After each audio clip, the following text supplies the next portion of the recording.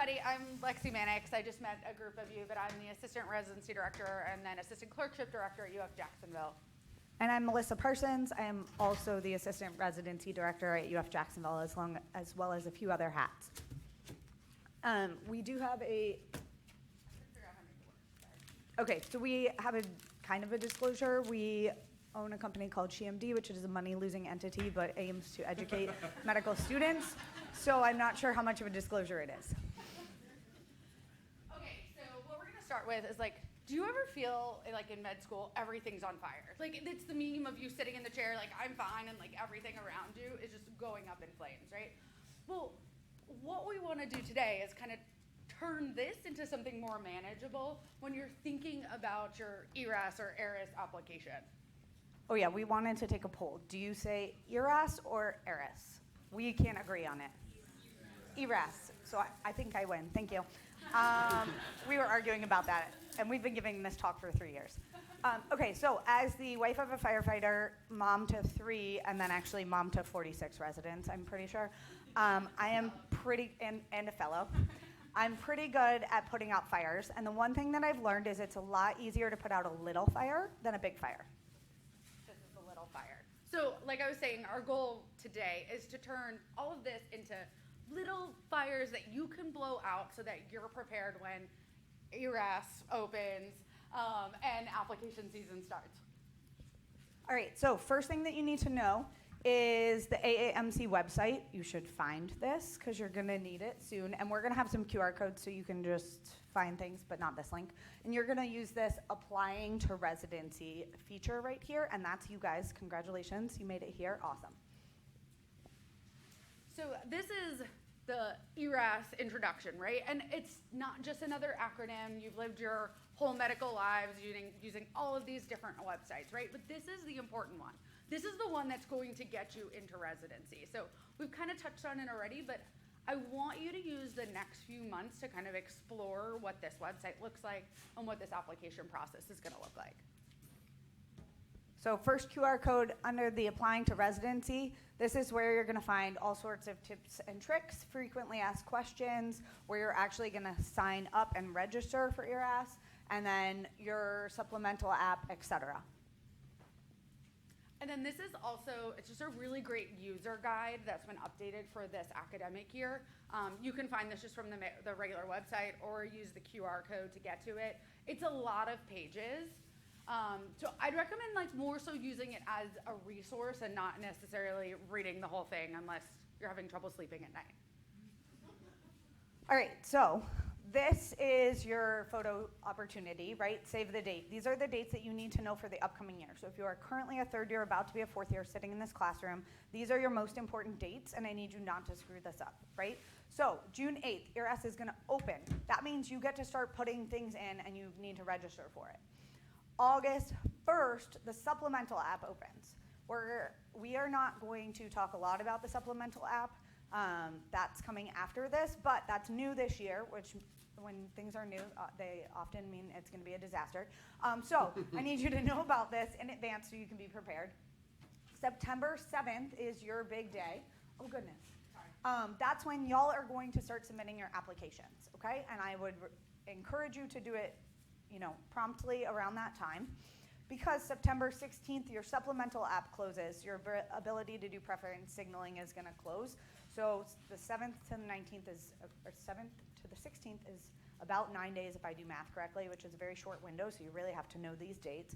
And then, yay, this is our date, September 28th, we get to start seeing your applications. So that's a big, exciting day for us when we get 1,000 hours of work to do. And the reason we wanted to show you guys this, because you missed the dates, right? That's a big fire. We do not want that kind of fire. We do not want that kind of mess for all of you. So make sure you know the dates. Make sure you have them written down. Make sure you double check in as many times as you need and get all your stuff in on time. And think about those dates as you're planning. One thing I did not do, and I'm going off script, sorry. But think about those dates as you're planning your away rotations and things like that, because that does become an interesting thing of oh, I'm starting a new audition rotation during this time, and when am I gonna have time to do all of this? I need to plan in advance and do it in advance, so think through that. Okay, so we're going to run through what actually has to go into your ARIS application so you can be prepared to fill it out. So personal information, this is the stuff you should theoretically know. Your name, your address, your date of birth. Hopefully it doesn't require too much to look that up, but maybe it will. But what's important is you need to make sure you actually put this all in, make sure that it's accurate, make sure it's truly a reflection of who you are. Something that I have found important, so my name is Alexandra, but I go by Lexie, right?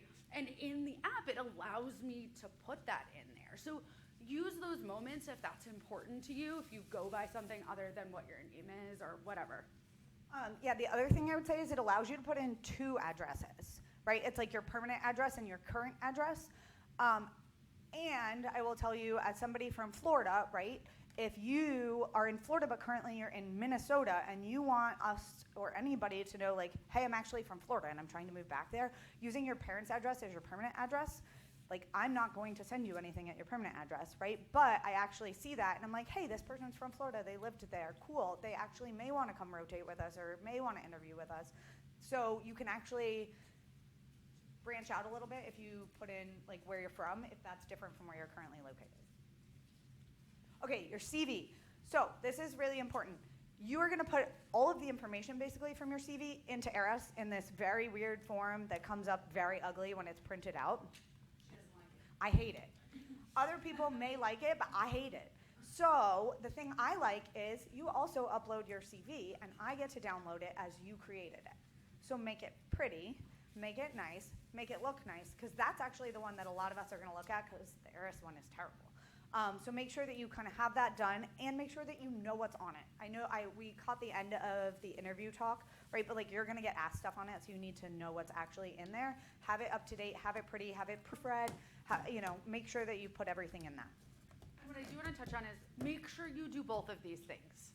Don't just upload your CV and be like, it's already there, I don't need to put this in to the actual ARIS application, right? Do both, because different people want to look at it differently, and it also shows that you actually did the work that was asked of you. Okay, transcripts. So what I want to say about transcripts is you can't control what's on them, but you can make sure they're uploaded. And that may involve like actually reaching out to your school and following up with them and checking the website to make sure it's uploaded. And that's super important, right? We need your transcripts. And the other thing I want to warn you is if you go to medical school where you went to undergrad, your undergrad grades very likely will be on your transcript.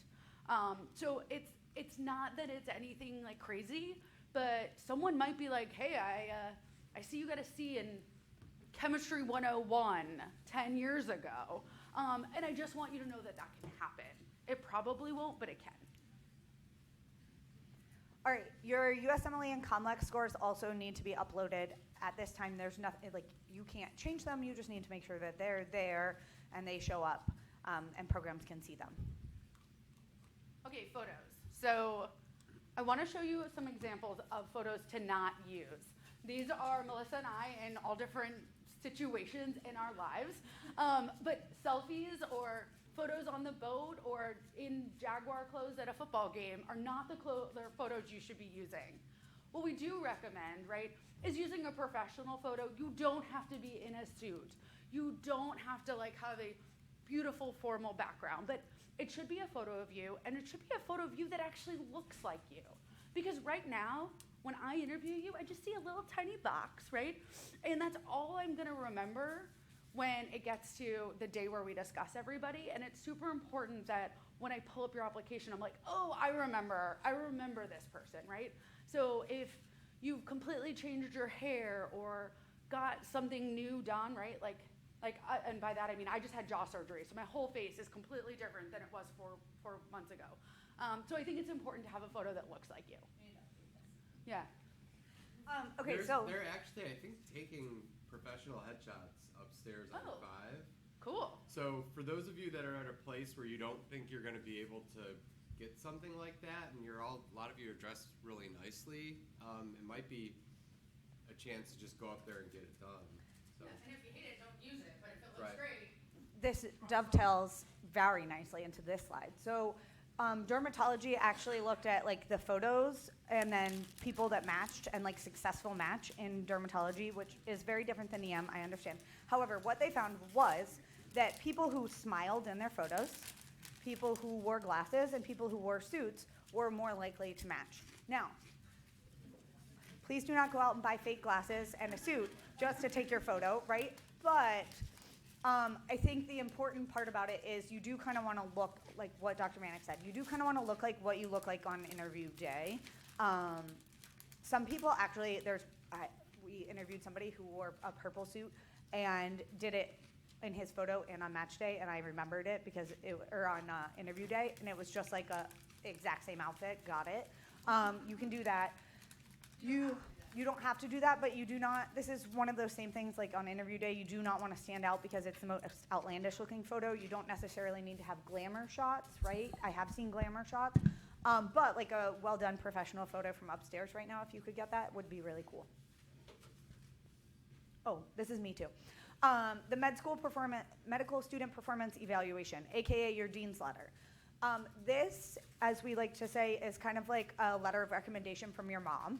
Right? We expect it to be really good because your med school wants you to go to residency.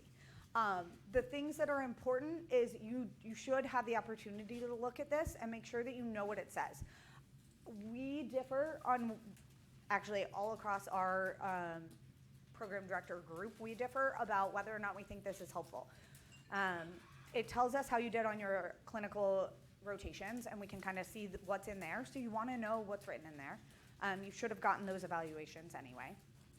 I personally think the first few blurbs of like what your school thought were, you know, what made you an awesome human is kind of important. And it's kind of like a mini personal statement where you guys should have some impact into like, these are the things I want you to tell people about me. So make sure you know what those things are, that you're getting to highlight them, et cetera. And take a look, read through that, make sure it's accurate.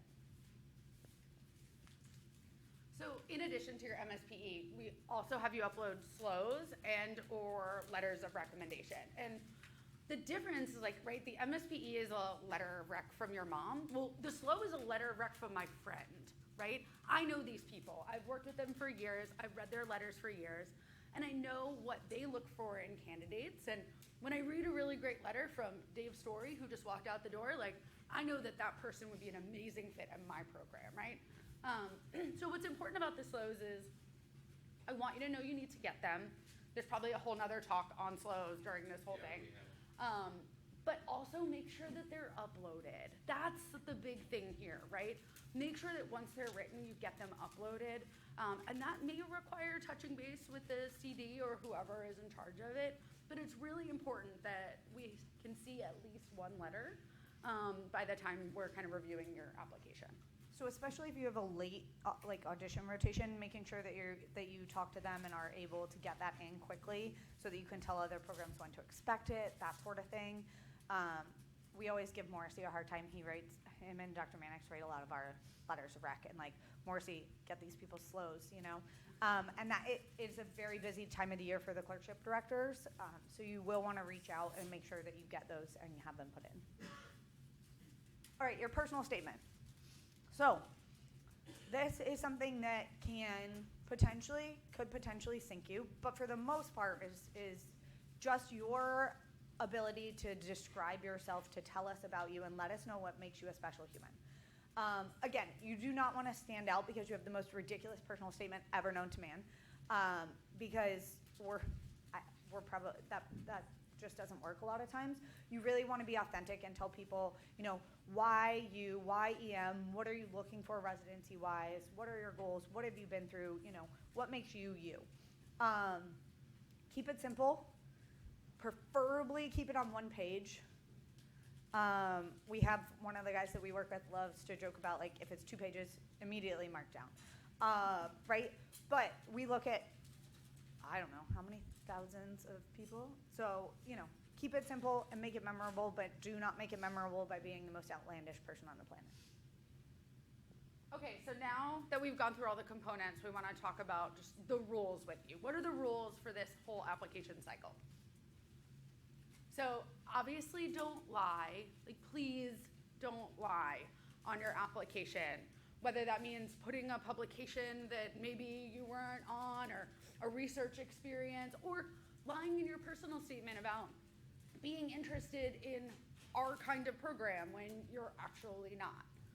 Don't embellish, and that kind of touches back on the lying, right? Be authentic to yourself, be true to who you are, and then don't plagiarize, please. Like, don't copy someone else's personal statement and submit it as your own. So be yourself is really what Dr. Mannix was talking about. And so we work in Florida. Most people would not look at me and guess that I love fishing, and I do. I had a student come through and say that they loved fishing because they knew they were in Florida. They thought it was something we would like, not guessing that I would be able to ask a bunch of questions about fishing. And then they had to admit later that they actually know nothing about fishing, and they just said that because they thought it was what we wanted to hear, right? So don't do that. You are looking for a place that is a good fit for you, not a good place for a fake version of you, okay? Just be yourself. Yeah. Is personalizing personal statements to programs with like a sentence or two helpful, or just like seen as just run? Media. I think you'll get mixed information and mixed feedback. I think if it's literally the same personal statement and all you did was change the name of the program, like, that's probably not worth your time to risk uploading the wrong document to the wrong place, right? But if you live in Washington State, but your whole family's in Florida, and you want to write a Florida personal statement explaining why you want to come back home, like, I think that that's reasonable. Yeah, like I will say there's been a couple of people where I'm like, hey, they're actually from Jacksonville, Florida, and they want to move back here. Their family's here. They put that in their personal statement to us, like, I'm willing to offer them an interview because this actually may be someplace geographically that they really want to be. Or like if you are hell-bent on going to a county program and you're going to do that for the county programs that you're applying to, and your personal statement doesn't necessarily say, I want to be at UF Jacksonville because it's a county program, but it says, I'm really looking for a county program, and you send that to us and Emory and LSU, like that makes sense. Okay, be ahead of schedule, right? We've given you the dates. You're now going to be sent out in the world to be ahead of schedule. Have things ready to go. Realize you never know what's going to happen last minute, so I would recommend having everything lined up in advance for each of those dates. Be neat, be concise, and proofread so that you don't have any mistakes, right? I'm the spelling person. Mannix always makes fun of me, right? But like I see a spelling error and I'm like, come on. So just think through that. Have other people look at your work, right? You're gonna spend so much time looking at the personal statement that you're never gonna wanna see it again. Have somebody else look at it that has fresh eyes and will actually catch those things that you're just gonna read over because you know what it's supposed to say. And the other thing I didn't say during personal statements, sorry, just to go backtrack for 1 second, is if you have something on your application that is a red flag, let's say, or a yellow flag, like if you took time off, if you like had to repeat something, if you failed something, use your personal statement to explain that. That is the first place I look when I see something in the application. I immediately go to the personal statement to see if the person addressed it. And if the person doesn't address it anywhere in their personal statement, for me, that is a bigger red flag that I probably won't be offering an interview. Do you consider taking time off between undergrad and med school as necessitating an explanation in your personal statement? No. No, but you could. Okay. Like if you worked with EMS, or I worked in an ED in my gap year, like which ended up being important for my career trajectory, like that was in my personal statement, but it doesn't have to be. Yeah, I would not say that as a red flag or a yellow flag. I think that is actually very normal these days, and probably more normal than the people who go straight through, even though we consider that not a non-traditional applicant, but at this point I think it's probably more traditional. If you did something great that you can talk about that makes you stand out, like I think that's worth putting in there.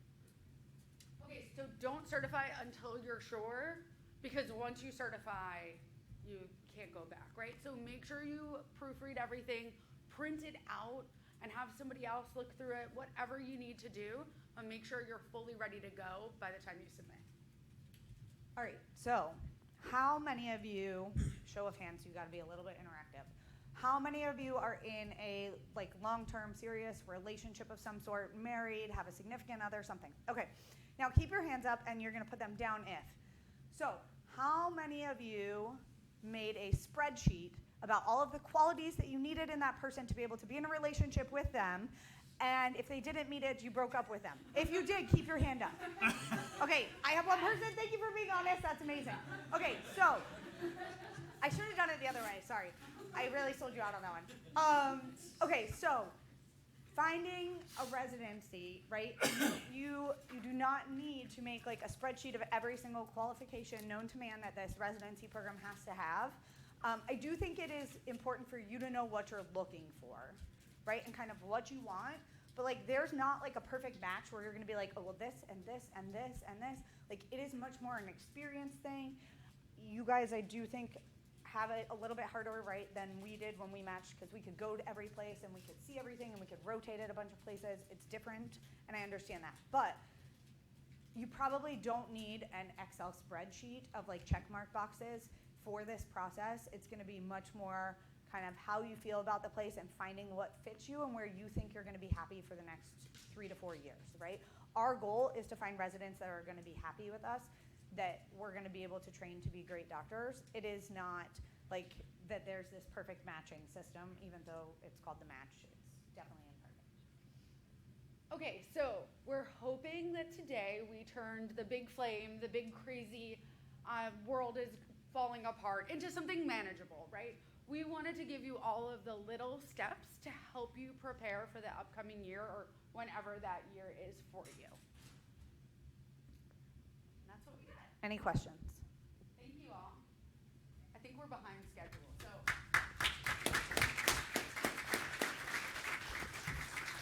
You guys were great. Thank you so much. The other thing I'll just emphasize too, heaven forbid any of you are in the supplemental match that we used to call the scramble. Managing ERAS is super important for that too, because they, the way the offers come in and the way you pick programs. So, I won't see you, and I think many of you won't have to